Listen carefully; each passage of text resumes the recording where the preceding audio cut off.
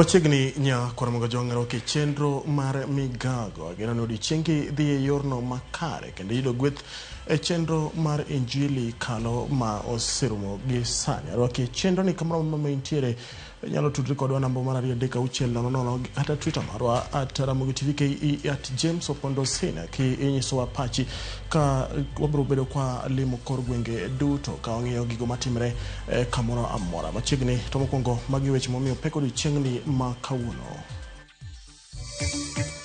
Ogai mar Azimio Raila Odinga oyango dwaro mar piny owacho nyaka chopi e katwak mar kelo kwe kind Jo-Kenya nyalo nyago olemo. It is about the theft of resources from African soil to fuel a global economy that renders us invisible.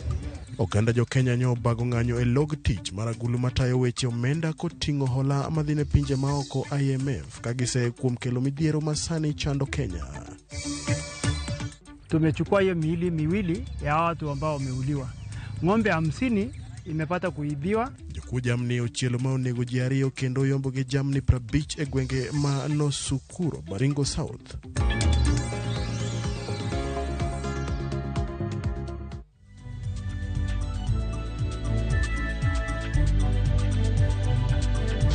Machiegni nya kwaramoga jwang' nyinga en James Opondo. Jatend Azimio la Umoja One Kenya Alliance Raila Odinga osiro twak ma idhiro gi jatend piny Kenya William Ruto mar riwo Uganda Jo-Kenya kendo kelo lokruok e kind telo ma pacho ka. Odinga kata kamano e yor mbui ochiwo kenge ma nyaka luwe timo twak ma kamano mabiro riwo wi tend Kenya Kwanza gi moko kuom josiasa maketo piny owacho tesre. Odinga owacho ni nyaka duogi kit okumba mar thieth mar NHIF kendo wit oko SHIF. Odwaro mondo ochul jogo ma oseyudo hinyruok e lweto bila kod jogo ma owito jogegi ka bende odwaro mondo wit oko buche ma omakne jogo mane omaki kinde ng'anyo ma osebedo ka ibago e pacho ka. Jogo manolal godo bende oduogi kendo jogo manomaki bende owe thuolo. Odinga wacho ni weche gi duto ka oseketi e tim eka twak makamano nyalo dhi mbele. Okwayo riwruoge mopogore opogore ma pacho ka mondo orwaka twak makamano kaka yor kelo telo makare, loso chala mar ngima, tieko akweda mag dhoudi, kedo kod mibadhi ka achiel gi manyo yore mag tieko gope mamako piny Kenya.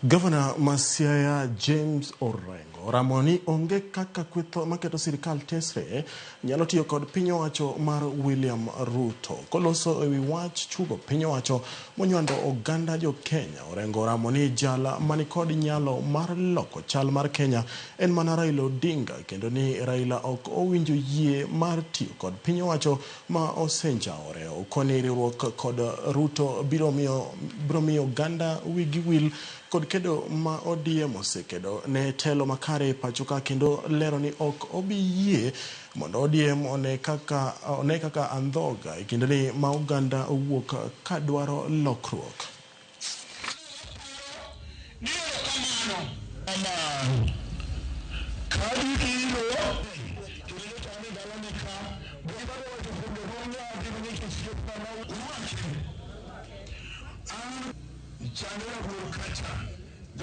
We cannot kill our people.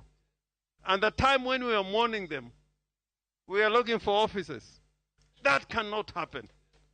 We must first deal with injustice. So I'm praying that Kenyans will listen to the voices of mothers like Mother Kevin to see that justice is done. And I want to say those who are in a rush to join Ruto, that Ruto is a passing cloud. I am saying that without a fear of contradiction. Because Ruto now has no money. Because he's been borrowing. And the Kenyans have told him, you cannot borrow. Ruto has said no taxation. But he said he's continuing to taxation, and he refused taxation through the finance bill, so he cannot tax Kenyans. Ruto has lost the confidence of the international community. Ruto is taking us into a sinking ship. And I'm urging everybody that joining Ruto is a disaster, is an abomination. It cannot work.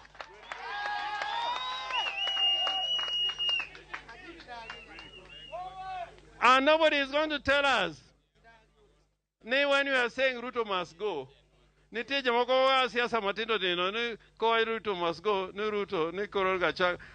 say Ruto must go with all his people. The entire government must go. Nobody is going to remain there.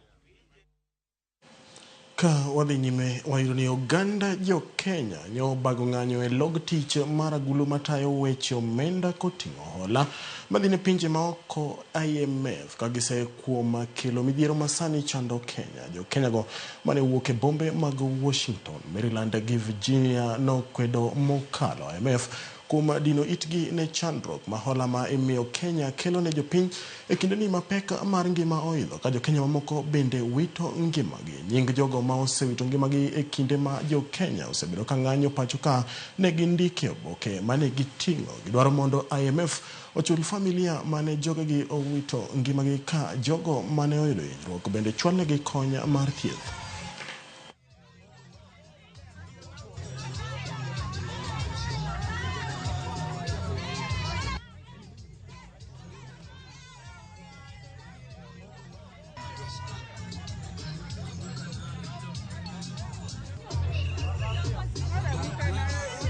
Have crippled our continent, have crippled Africans throughout the world. Why? To ease the exploitation of our resources.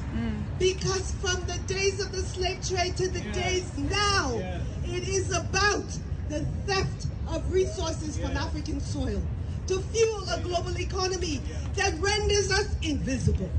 But we are here today, and those 53 of our kin were there to say not on our watch. These institutions have said no as we try to build an economy that works to feed our people, where our young children have jobs when they complete their schools, where schooling is free, as was in the constitutions of so many of our countries in the 60s.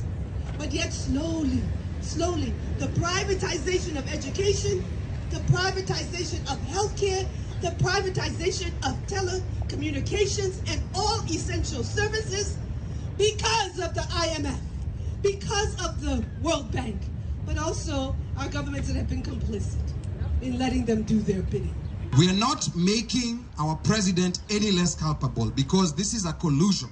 This is a collusion, and this problem started before. It wasn't this finance bill. If you just go back on YouTube, from way back in 2018, people have been complaining about these new taxes.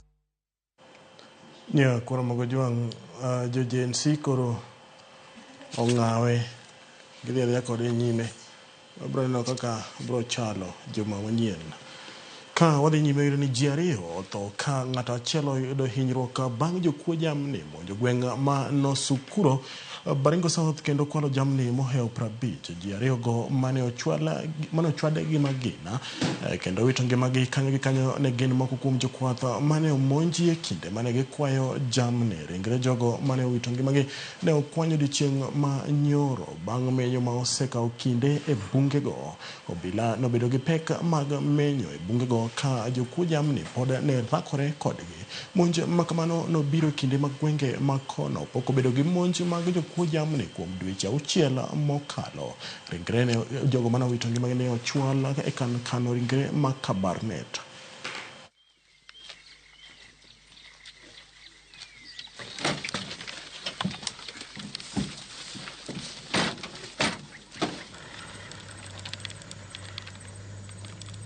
We also have one other person who is seriously injured, who is at the hospital.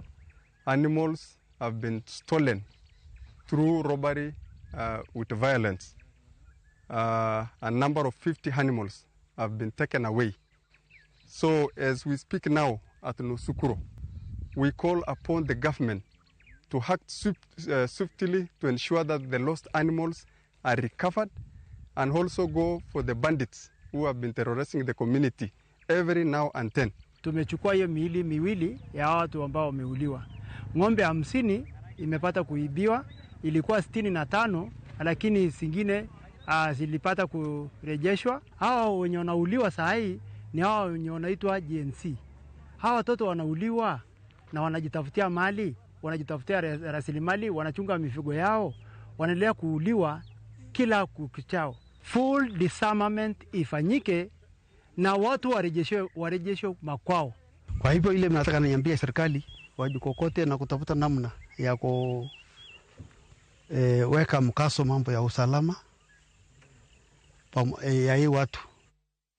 Miyomoro majegni prario korangwen maya egweng ma Sibaike location ma Kabartegan kar chungod bura ma Bureti county ma Kericho ma kikendo dine etesendo bila ma Litein wi mano mawachore ne onego nyithinde ariyo. Osipidi ma Litein kon Saka Malasi wachone nyano mungere kaka Brenda Cheptoo na yudika opondo e od jaherane moro e gweng ma Kiptule Belgut bang jogweng ufwenyo kokalo e kuom tipo ma osebedo ka ikeyo e mbui. Min mare oyango ni en adier ni Cheptoo nomiyo nyithinde sum ka koro irito duoko mar bero ma idhi yang godo gino mane omiyo nyithindogo owito ngimagi. Biro chwal Cheptoo e doho chieng' wuok tich.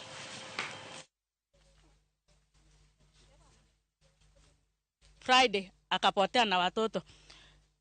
Jana kuna kijana mwenye alikuwa na fence kiwanja hivi. Vile ana fence akasikia mbwa ikibweka.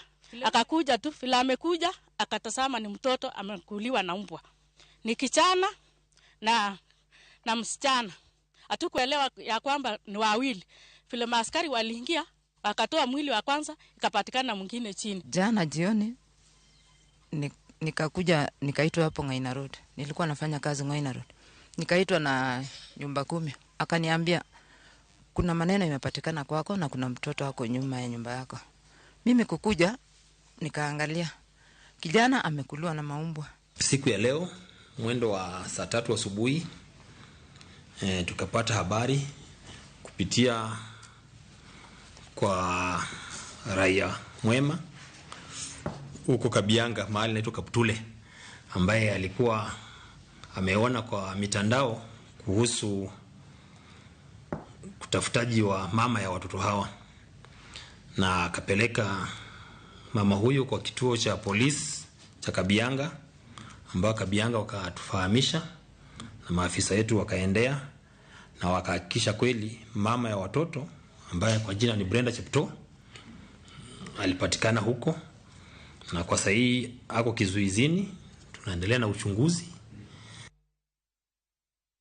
Nya kuna mgojanga da kao yue ma adundo kapo kwa dhie yue yo wada somo ote umuru noe nambo marari ya dika uchiela nono Deva Biero mwana mwalimu teacher wachani ya neno migago malayar kaan kaigi bito jawada manya game ka chill code nyithinda Fenon na Zamzam Leon Jaylin Adrian Kimberly ka chill giokewa Brenda Odero Mora hinya kod Ramogi TV kendo weche manyien winjore makare gwenge mag Kaboch ma Elisha Mito mara Melenya Kaboch Amoso Wilson chenro mar migago chopona maler kan gwasi kichare baba kikdonjre gi weche mag dialogue kendo owene jenzio los Kenya nikech Kenya en marwa mano Arizona Otieno opondo ayudi makare boma machangamwe Mombasa mano Albata Gweya neno kacha Odongo Osuku mar Mfangano wachoni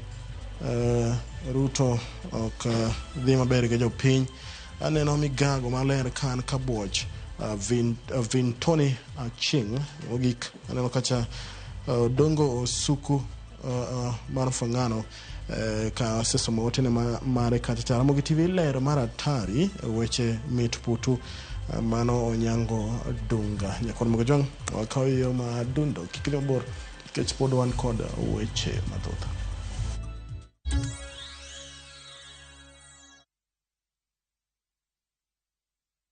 Have you made plans for the August school holidays yet? Look no further. View Travel has you covered with amazing travel discounts to exotic international destinations. Escape to the beautiful Cape Town for a 5-day trip from $674. Ride up the Table Mountain in a cable car, enjoy wine tasting activities, and marvel at the beauty of the city. Step into the beauty of Dubai from $621 for a 5-day trip that guarantees the adventure of a lifetime. Enjoy luxurious desert safaris, Dow cruise dinners, and magnificent city tours as you shop till you drop. Experience the rich culture and heritage of Zanzibar from $674 for a 5-day trip. Explore the historic Stone Town, smell, taste, and savor the different aromas on your Spice Island tour, and enjoy relaxed evening rides in a traditional Dow as you watch the sunset. Visit viewtravel.com and book your dream family adventure now. View Travel. Dream, explore, discover. Nyakwaramogi, Kenya Eratil. Raila has a space to say what Gima Jacob Duawacho. The opposition, nothing like a Supreme Court. Oliet Nyakwaramogi. Jumapil ka Jumapil. Ana chungo mama Ratil kadel war piny. Ka adwani wa discuss kaka Kenya dhi. Winj tuak magoratil piny. One was a no opposition. One was a no opposition 50 years. Mayo kiparka kele wich bar moro. UDA onge kama pose donje. Adwani penje bati. Koso donje kona mane. Sachiel gi nus otieno. Siasa mar piny Kenya en siasa koso dongruok. Kai kelo ni kod George Bati. Kik bai.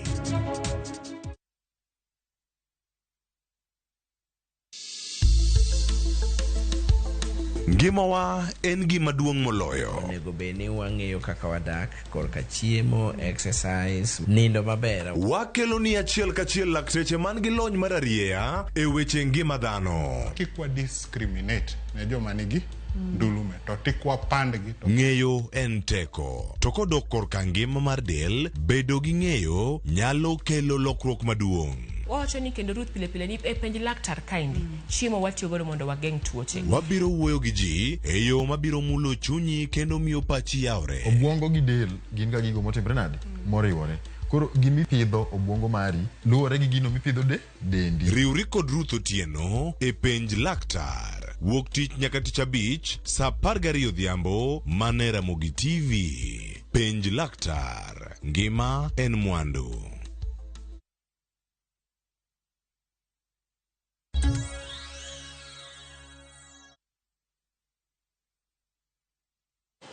Jatend piny William Ruto onyiso rowere kanyakla kod oganda mabago ng'anyo mar kwedo sirkal mondo kik pondi kendo giyangre mondo kel yot e tayo twak e kind oganda gi piny owacho. Singo ni sirkal biro medo chung' motegno e neno ni ngima kod mwandu mag oganda oriti kinde duto. Ruto ne loso kinde lamo e kanisa moro Bomet. Those who are sponsoring, those who are marketing, those who are orchestrating this violence, they cannot continue to be faceless. They cannot continue to be nameless.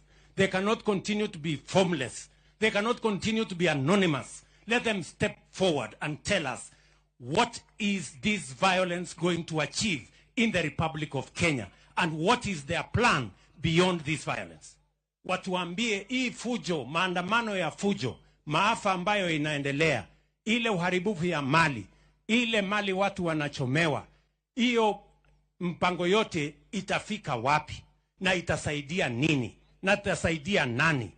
Si imetosha hii maneno? Walisema tusipitishe finance bill. Mimi nimewacha finance bill. Nikawaita wakanasema hawataki kuja kuzungumza na mimi. Wakaniambia niende huko kwa X. Mimi nikaenda kwa X. Wakatoroka huko hawakukweko.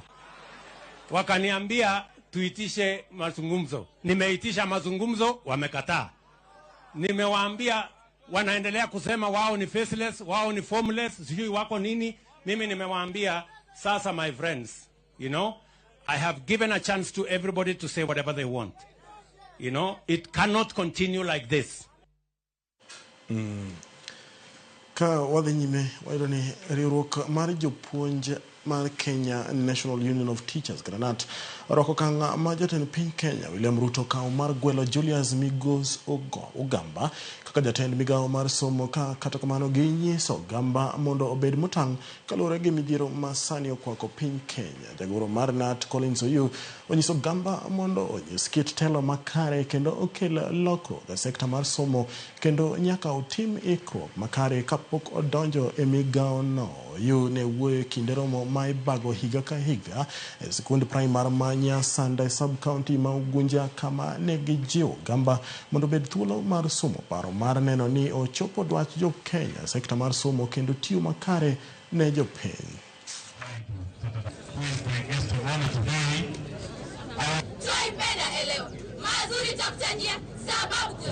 Education sector is not a walk in the park. It is difficult. We've seen CSs, ministers come and go. And we've rated the performance every other time. It is not something simple. And majorly because matters education is basically funding, and funding. If the government cannot release proper funds to man education as a sector, and you can also see matters of capitation. Look at what heads are going through, heads of institutions in primary. Capitation has not come. This is a sector that is run in a three-way traffic. The parents must see themselves to be satisfied, the learners must be satisfied, and the controllers here, the fulcrum, where the teachers, must be satisfied. The most complicated and the most expensive ministry so far. So it is upon him to make a very quick decision, come to us as serious, NAT is a serious stakeholder. So let the CS get prepared. Let the CS have his socks already pulled up. It's a question of starting and then you're told, pull up your socks. Come into this ministry when your socks are already pulled up and your sleeves are already rolled to start work. We want success in this sector. Penjo mathoth pod medo nyuolore gima omiyo jatend piny William Ruto ne ogwelo mana jotend migepe 11 mopogore kod 22 ma katiba oyie. Bende maling'ling moko lieko ni duond bura mar ODM nyo oloko pache e dakika mogik kendo rem cholo nyinge mag ji adek ne gwelo mag lemo mag tend migepe. Walter Nyembaga nigi ler mathoth.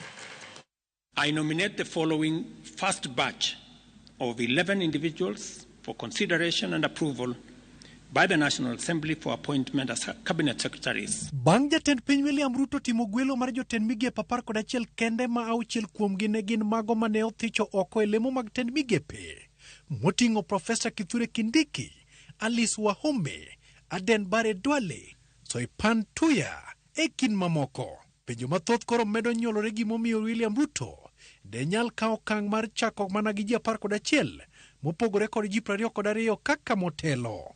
Okil Wisto Tino kod Benada Ete wacho ni chik oyiene nyaka ji 22 to gi sani to ne otemo mana nywando kweth mag siasa mamoko e sirikal. Sirikal mabade lach madhi riwo nyaka jo manie opposition, jo Azimio. Koro pod ok onyalo wacho ni gini ogik 11 ka. Pod onyalo medo namba gi badhi mbele.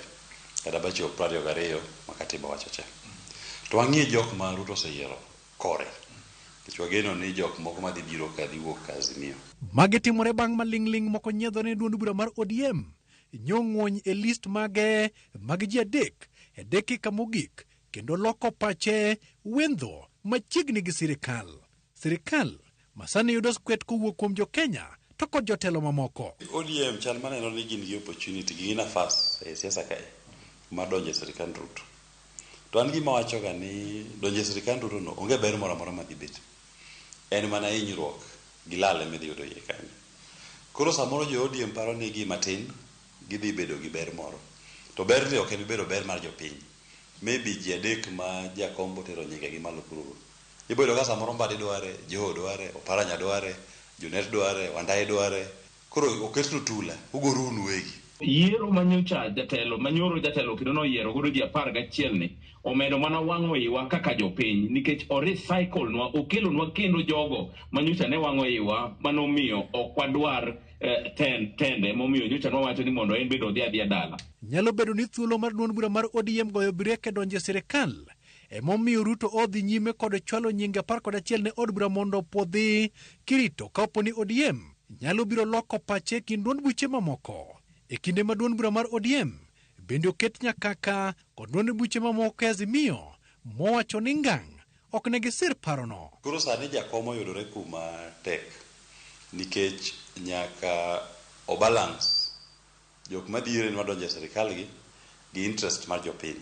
Nikech kirango Rajasthan ni jopiny onge wach mar tiyo gi Ruto no. Jopiny pachgi en ni Ruto nyaka wuogi. Kapok wabayo jatendwa gi kidi kuom wach mokwacho ni mondo wabed gi national conversation. Ing'eni jaduong' ok owacho ni mondo ji odhi ni koro mondo oriwre gi ker. En owacho ni mondo wayie mondo ji olosi. Wabed gi national conversation mar kelo ji duto te loso ma ji duto te loso kawacho pachgi. Wacho ni duond bura mar Wiper ne omi thuolo mar lemo mar ng'at achiel DAPK bende ng'at achiel magi duto gi kuno kendo gi ng'anjo ma omiyo William Ruto doke kwano nyadiriyo kaka nyalo lomba Azimio mondo sir piny owacho. ODM must treat Kalonzo Musyoka with respect. Hata ndoa watu akwani udilazima. Kuna we. We will not accept disrespect from ODM. Sisi tumewapatia nafasi 3. Sasa mnatuonyesha madharau. Let us be on the right side of history. There are only 2 sides. Either Zakayo's side ama the side of the people of Kenya. Wale wanataka kwenda kula vitamu vya vinono vya Ruto. Wale wanataka kupanda miti na Zakayo kule matunda kule juu. Sisi tunawaambia waende peke yao. Kuro tayari udwa podo ne Kalonzo le machiel. Tumanga mose wuotho kod wigni gite. ODM dwa ka wadek kata 4.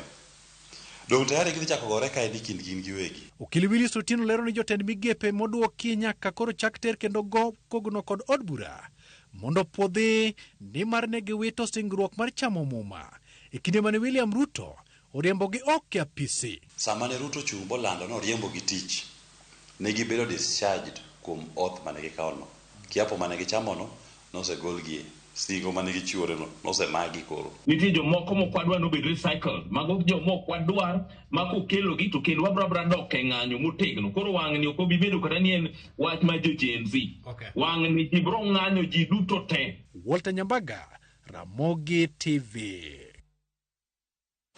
Nya kora mongo jwang agonero kamano Walter Nyambaga kuma lipodno ka wabro bedo kwa luonu weche matimre pacho kae. Hinya Mutene koda ng'anyo mar jo Gen Z ka chel koda siasa ma kwako Kenya ka bende Raila Amolo Odinga ochiwo pache gi dwache gino modani mar tim kapok twak obedo ka bende jo Gen Z kelo kendo chwalo ng'ur margi ewi jotend migepe mane ogwel gi jatend piny Kenya William Ruto.